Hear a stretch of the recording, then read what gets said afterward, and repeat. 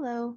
In the video we were instructed to watch entitled Stages of Disaster, the lady speaking on the subject of disaster states that if a community gets affected by a small-scale crisis, an individual may lose a home or a loved one, but this does not impact every area of their life. However, she goes on to share that what is unique about disasters on a large scale is that individuals who experience this are affected in every area of their lives. People who survived Hurricane Katrina or a disaster of that magnitude, for example, were impacted socially, financially, their homes were taken, their city was destroyed, many lives were even lost. There is nothing that can compare to that level of disaster in one's life. So with this in mind, I would like to answer some of the questions we were asked to respond to. The first is this. Collective trauma is described as a blow to the basic tissues of social life that damage the bonds, attaching people together and impairs the prevailing sense of community. Describe how you might interpret this for someone who just went through a disaster. So this is an incredibly poignant picture of how our lives can be affected by disasters. I would refer them to the aforementioned example from our video, that something like a bad storm in a community may take out electricity or blow over fences. The roads may even be closed for a couple of days. However, a disaster of the same magnitude as Hurricane Katrina, the 2015 earthquake in Nepal, or even the 2010 Haitian earthquake will leave an entire community in ruin.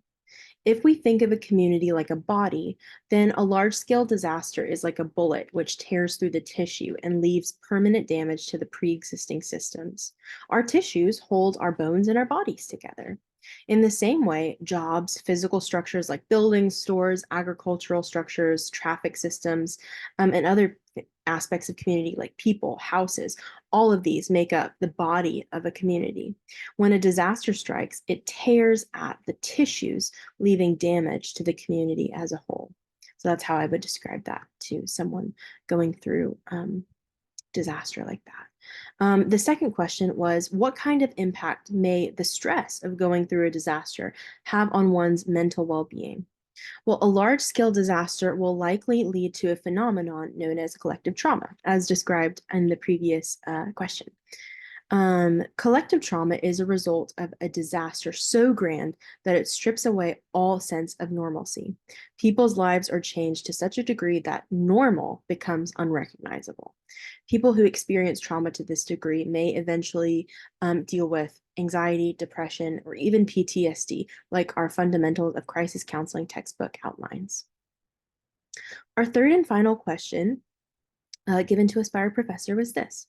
The recovery process has a number of stages. What are these stages, and how or when is a counselor needed throughout a person's recovery?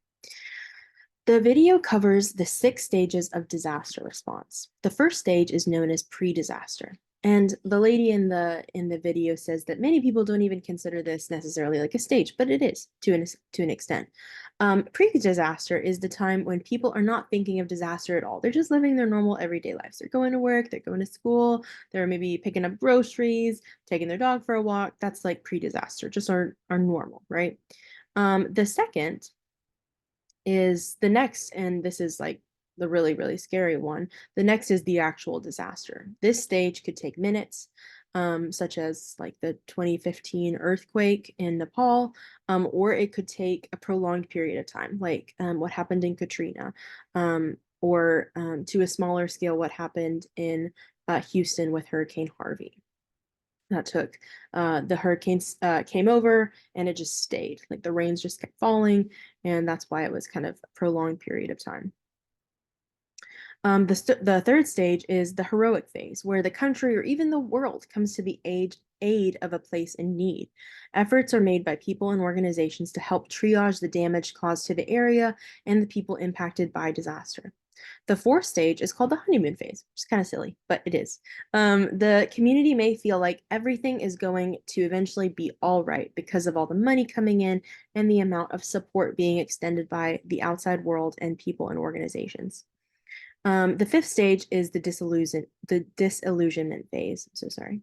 This is where people start to realize and recognize the extent of the damage and the impact this will have on the community. Both survivors and responders recognize the magnitude of the situation in this stage. The reconstruction phase is the sixth and the final stage where people come to terms with the damage done and they resolve to rebuild their lives after the trauma of recent events. As for when a counselor is necessary, I think that a counselor can be employed and valuable at any of these stages. However, to different degrees of efficacy. I would say that, especially in the disillusionment phase and the reconstruction phase, a counselor can help a client through the trauma of their recent losses. Even psychological first aid, which was one of our assignments for this week, can be valuable in these stages because sometimes what people going through disasters need most is someone to ask them what they need and to help them walk through these stages. So yeah, that's my video presentation on the stages of trauma video, and all of my references will be linked in the bio. Thanks.